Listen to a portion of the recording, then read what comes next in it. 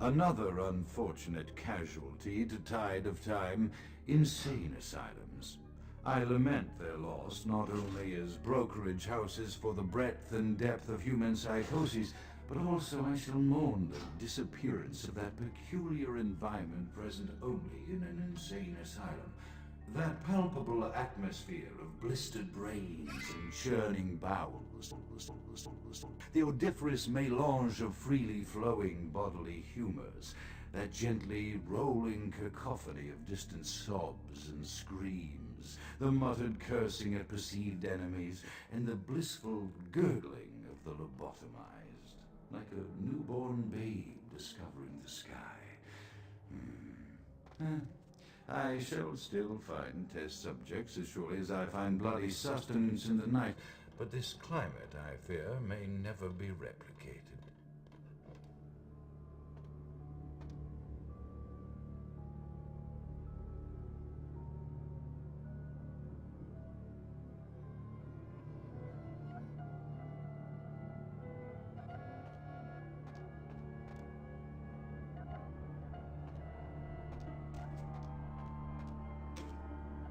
It is quite peculiar, the happenings I've been made to witness for my supernatural longevity. I am thinking of one unfortunate phenomenon in particular, of unique interest to my station, both as a professional and as a sufferer of this vampiric condition. It seems the stream of time has begun to erode the moorings of my chosen course of study, for the methodologies that gave birth to psychology are slowly disappearing.